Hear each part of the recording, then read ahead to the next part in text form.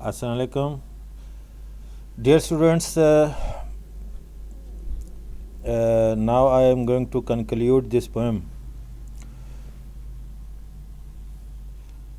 Actually, this is a very famous poem of W.H. Auden, and as I told you last time, that it conveys a sense of fear and anxiety, and there is also a kind of suspense.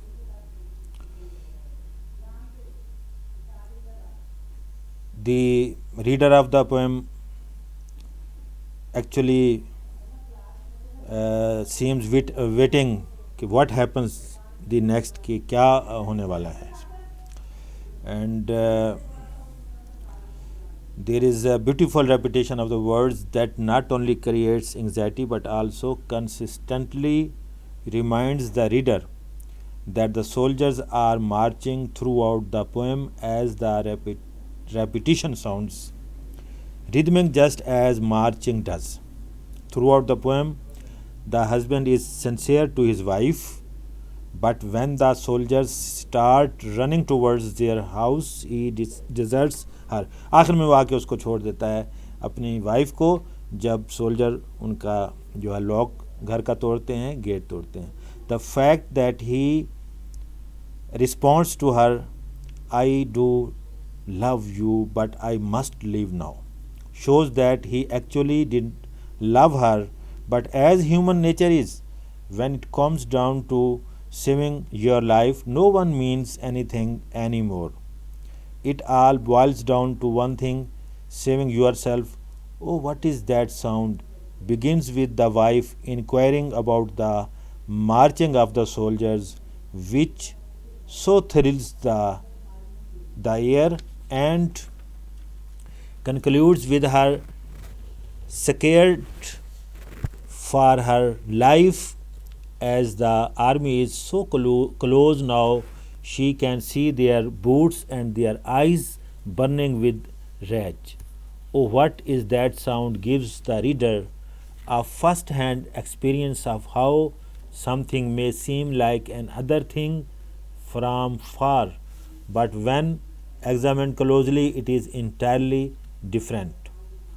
This phenomenon of things may not be what they seem occurs twice in What Is That Sound? First, with the thrilling sound being the dreaded sound of soldiers marching, and secondly, with the marriage.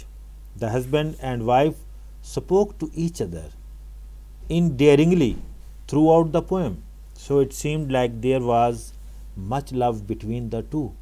However, towards the end of the poem, the husband leaves her once again, reaffirming that things are not necessarily what they appear to be. Auden selected the title as Oh, What Is That Sound? A very casual title, but when taken in the context of the poem, it is understandable because most people during wartime were casually living their daily lives when they were attacked by soldiers and had their lives destroyed forever.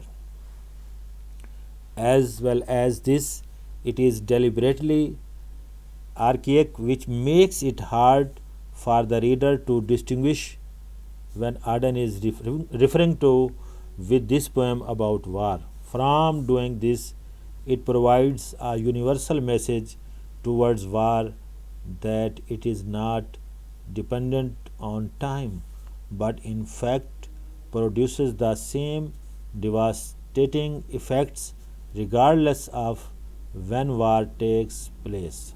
W.H. Auden has managed to write a tragic poem of violence and suffering without mentioning any physical violence in his poem.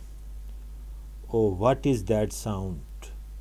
The ballad discusses the conversation of a husband and wife, most likely looking out of their window as they follow the progression of an army marching from far all the way to their house.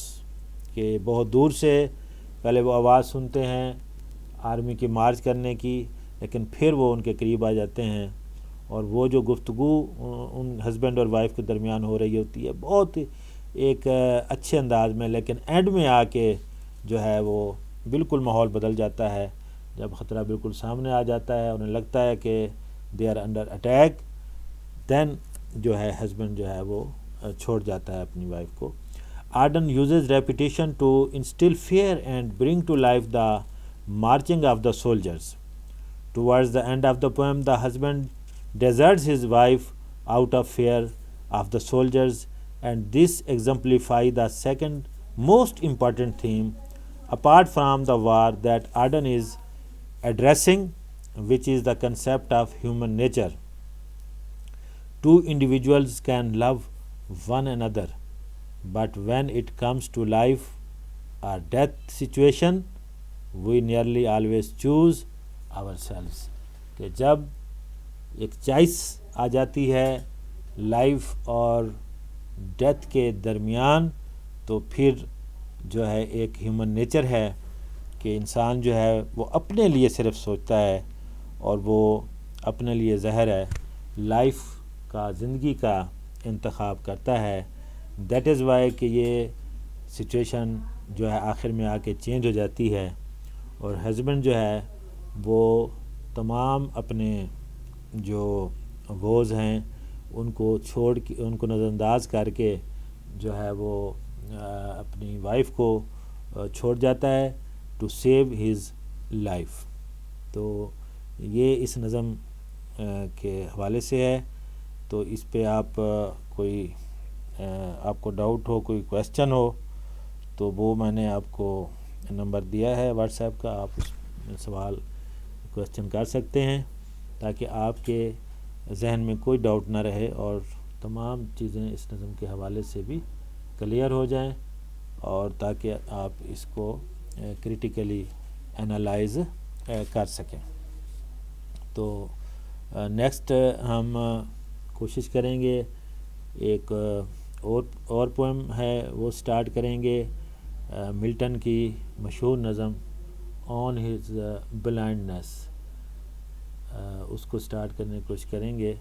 تو آپ ساتھ ساتھ جو ہے ان نظموں کو جو ہے آپ کریٹیکل جو ان کا انالیسس ہے وہ ضرور لکھیں، ہینڈ ریٹن فارم میں رکھیں، اور جب بھی کالجز اوپن ہوں گے تو یہ کام آپ کا چیک ہوگا. میں نے وہ سارا ریکارڈ رکھا ہوا ہے کہ جو آپ کو ہوم ورک دیا جاتا ہے، تو آپ اس میں بالکل کسی قسم کے نیگلیجنس نہیں کریں، کیونکہ انہی چیزوں کے اوپر آپ کے مارکس، ایگزام، ان چیزوں نے ڈیپینڈ کرنا ہے.